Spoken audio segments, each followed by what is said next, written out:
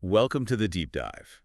Today, we're jumping into something really timely, I think. Definitely. We're looking at Dedrick Burns' work, specifically Episode 4, The Emotional Renaissance, from his YouTube channel, Digital EQ Reimagined. Right. The subtitle is key, too.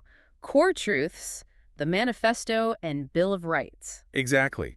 So think of this as, well, our way of breaking down his vision for what he calls emotional sovereignty in this digital age we're all living in. We're basically trying to pull out the main ideas, the frameworks he's presenting, to give you a handle on his core message. Yeah, a bit of a shortcut to understanding how he thinks we can, navigate the emotional side of digital life better. And his goal seems pretty clear, understanding this vision for reclaiming that emotional sovereignty. And just to kick things off, Burns himself sets a really strong tone.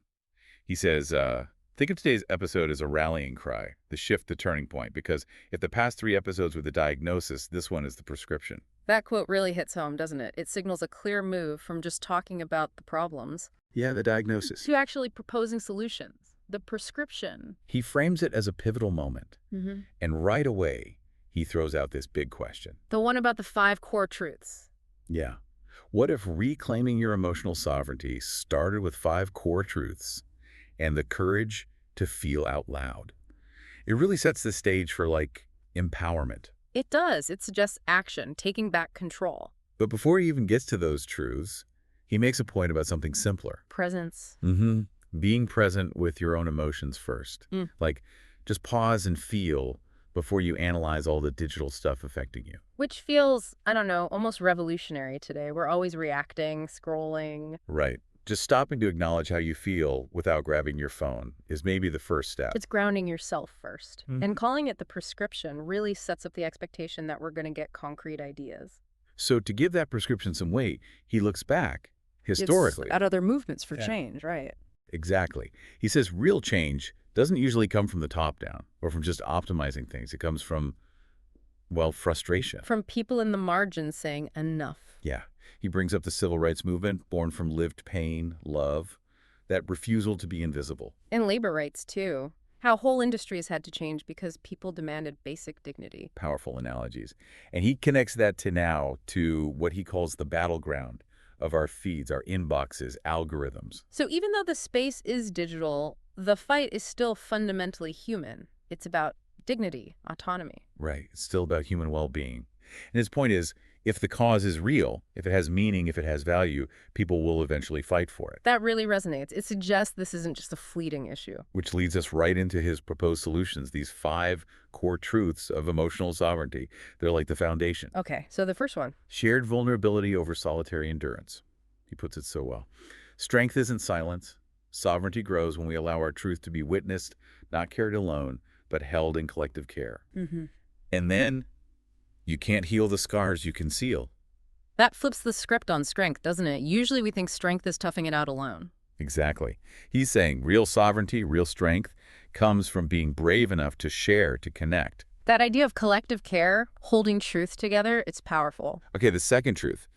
Attention is autonomy. This one feels very immediate. Right, where your attention goes, your emotion flows. Reclaiming emotional sovereignty means reclaiming your focus, pulling it back from the scroll traps and endless notifications. These scroll traps, yeah. Your attention is a currency. Be stingy with it. Invest it like it matters, because it does. And it really is a currency online, isn't it? Everyone's vying for it. Totally. So he's saying take back control of where your focus goes, and you start taking back control of your emotions. Be intentional. Be stingy with it. I like that. The third one is boundaried empathy. Okay, explain that. He says caring deeply shouldn't mean drowning quietly. Sovereignty means knowing when to pour out and when to pull back. I've learned sometimes the most powerful form of empathy is saying, not right now. Or, I can't, but I know someone who can. That's so important, especially online where you're bombarded with everyone's everything. Empathy fatigue is real. Right. It's about sustainable caring, protecting yourself so you can still care. It's not selfish, it's necessary. Knowing when to pull back makes sense. Fourth truth. Transparency is emotional consent. Ooh, okay. Consent regarding emotions. Yeah. You deserve to know when your feelings are being read, analyzed, or sold. Which happens all the time, often without us realizing. Exactly. Emotional sovereignty demands.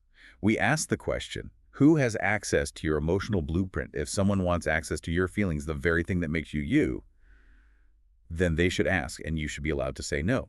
So it's about demanding to know what's being done with our emotional data, essentially, and having the power to refuse. That's the core of it, Yeah. reclaiming that agency. Okay, and the fifth one? The fifth is emotions are not commodities. He gets quite passionate here.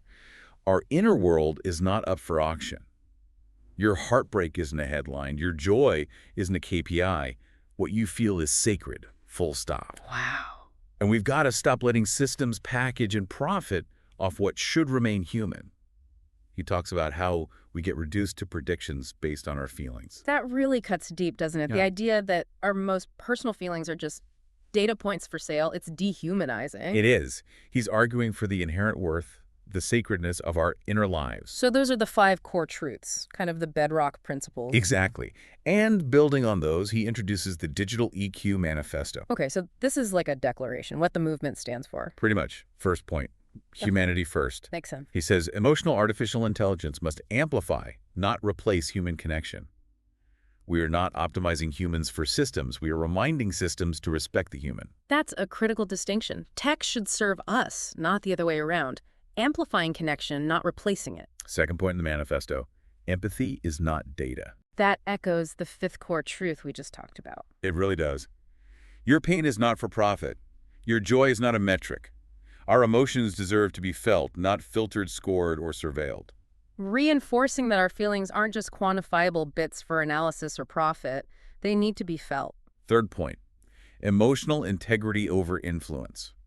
Okay, what does that mean in practice? We don't follow the loudest voice, we follow the truest one, and we teach our digital tools to recognize realness, not just reach. So it's about pushing back against manipulation and prioritizing authenticity online. Very relevant. Totally. Number 4, reclaim the right to feel freely. Freely, without external validation. Exactly. You don't need an app to validate your sadness. You don't need a trend to express your joy. You have the right to feel fully freely and without algorithmic interference. It's about owning your own emotional experience, yeah. Not letting tech or trends dictate it. Fifth point, consent is emotional infrastructure.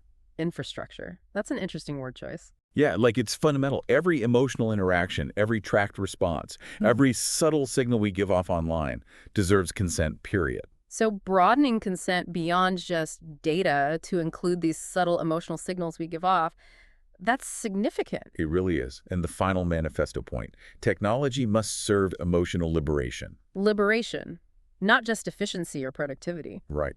Technology must serve emotional liberation, not just productivity, not just optimization.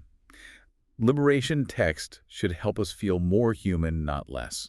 That ties it all together nicely. The ultimate goal is to use tech to become more human, not less. And he actually invites listeners to add to this manifesto based on their own experiences online. Oh, that's cool. Making it a living document. Yeah. So after the manifesto, which is about what the movement stands for, he presents the EQ Sovereignty Bill of Rights. Okay, so this is more about what won't be tolerated. Setting boundaries. Exactly. 10 specific rights. Let's run through them. First, the right to emotional privacy. Freedom from tracking, scoring, surveillance of our feelings. Right.